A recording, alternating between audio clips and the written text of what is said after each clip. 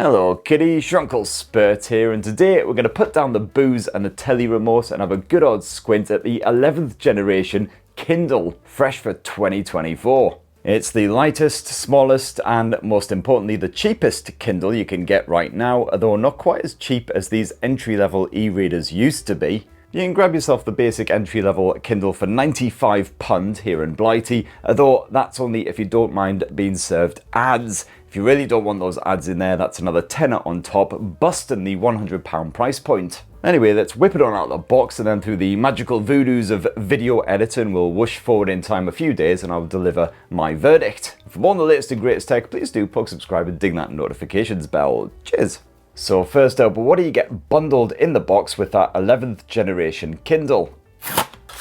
So you've got yourself one 11th gen Kindle, of course. A very straightforward quick start guide. Basically, here's your USB port, here's your power button, get on with it. And also a USB Type A to Type C charging cable, but there's no adapter bunged in the box, you will have to provide your own. Now with the entry-level Kindle, you've got a 6-inch screen, although it is surrounded by fairly chonky bezels, which definitely adds to the girth a bit. But all the same, reasonably slender and quite easy to slip into pretty much any bag, handbag, backpack, or you know what, I can even squeeze this thing into my jeans in a pinch. It's not quite as dinky as the ridiculously miniature Boogs Palmer e-reader, but then I do prefer the squarer aspect ratio here on the Kindle. It's better suited to a range of books. And this entry-level Kindle also weighs just 158 grams, so nice and lightweight, comfortable to clutch even for hours at a time. And personally, I've got pretty small hands and I had no problems wrapping my mitts around this thing. However, no physical page turn buttons here on the Kindle, so you are restricted to just swiping and poking. But as you can see there, this screen pleasingly responsive, absolutely sod all issues there, and you can quite happily swipe while holding the thing one-handed, like so, if you happen to be clutching a cold beverage or something in the other. Now you got yourself two colour choices with the entry-level Amazon Kindle. You've got boring, bog standard black, otherwise this rather lovely matcha green finish. And I would say go with the matcha if you can, because in my experience with Kindles, the black models, that back end tends to get quite greasy and grimy rather easily, especially if you love to read while, say, shoveling Pringles into your face. Whereas with this matcha model, you will notice that it does get a little bit scuffy as you're fondling it, but not quite as bad as the black. It's not as noticeable, bit better at disguising those mucky bits, and it is just a plastic body as usual, but it does have a slightly textured finish to it. Gives it a soft touch vibe which feels nice against the palm. You can grab yourself an official Amazon cover which hibernates the Kindle when it's closed and helps to just add a bit of extra protection. But to be fair, these things are pretty bloody hardy. I've certainly never had a Kindle die on me, ever. Oh, just press the power button. Don't worry, it wasn't protesting the abuse.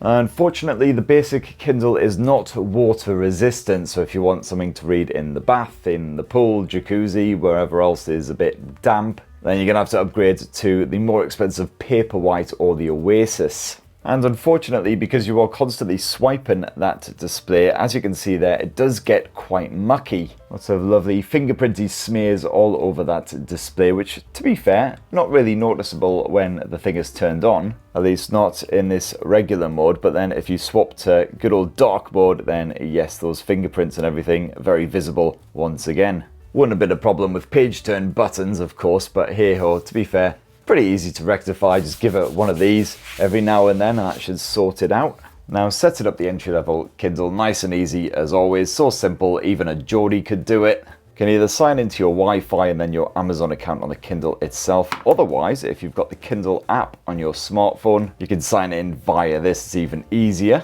And then if you've used a Kindle in recent times, you'll be familiar with the interface already. I rather like the setup. From the home page, you can dive straight back into one of your more recent titles. Otherwise, it's basically a way for Amazon to pimp even more Kindle books from the store. The scrolling isn't the smoothest experience in the world here on the Kindle, but to be fair, that's pretty much my only complaint when it comes to the performance. If you tap on a recent title, literally opens up in a second or so. But of course, just in time for this review, it appears that the Kindle store is having a bit of a wobbler. No idea what's going on there. It's been working absolutely fine, but yeah, not playing ball today. And then if you jump on into the library tab, well, it's just full access to everything you've ever spunked a bit of money on. And if you're doing a bit of library sharing with your parents, partner, whatever, their books will also pop up right here. And you can, as usual, do a bit of a filter. So you can see only their books, only your books, only books that you've downloaded, only samples that you've downloaded. Great little time saver if you find you've bought hundreds and hundreds of things on the Kindle store.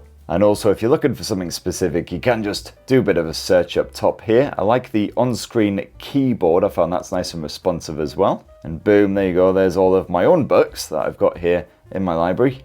Now, this regular entry-level Kindle sports a 6-inch e-ink screen packing in 300 pixels per inch. So even if you like your font to be super, super tiny, absolutely no issues with legibility. As you can see there, that text remains nice and crisp. I've also found it sharp enough and just about big enough to comfortably read graphic novels as well. As you can see there, the tiny speech bubbles can just about be read in a full page view, as long as your eyesight's up to it, obviously. But you can double tap to go into panel view, which is considerably easier. I would recommend that. Unfortunately, of course, completely monochrome, so comic books and any books with lots of illustrations, etc. don't exactly shine on this thing. Amazon has, of course, just launched a new color version of the Kindle, which is considerably more expensive than the entry-level one, and I haven't had a chance to test it out yet, but the likes of Books also do color Kindle-y type devices. I recently reviewed the Books Go Color 7, I believe it was called, which I highly recommend to any lovers of graphic novels and comic books.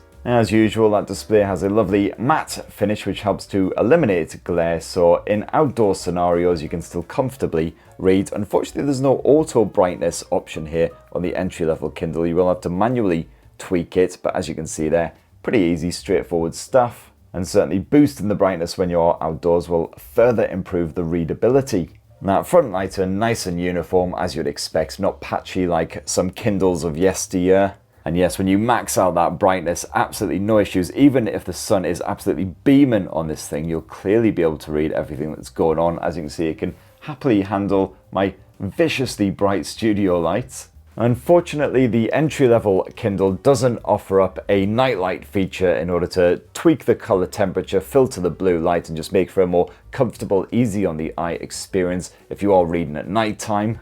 But to counter this, you do at least have that dark mode, which again you can flick on with just a quick swipe like so. That certainly helps out. And don't worry about downloading dozens and dozens and dozens of books for your travels or whatever. Got 16 gigs of storage on here, which is absolutely plenty. You can even carry around quite a lot of Audible books, and of course those graphic novels and everything too. Of course, for your Audible books, there's no built-in speaker here on the regular entry-level Kindle, but you do have full Bluetooth support, so you can stream to a pair of Bluetooth headphones, Bluetooth speaker, or whatever. No headphone jack though, so no wired connections. But what about the battery life for the regular entry-level Kindle? Well, Amazon reckons on its webpage that you'll get up to 6 weeks of use from a single charge. And if you delve into the small print, you'll see that what they mean by that is half an hour of reading each day on a set brightness level 14, with the Wi-Fi knocked off.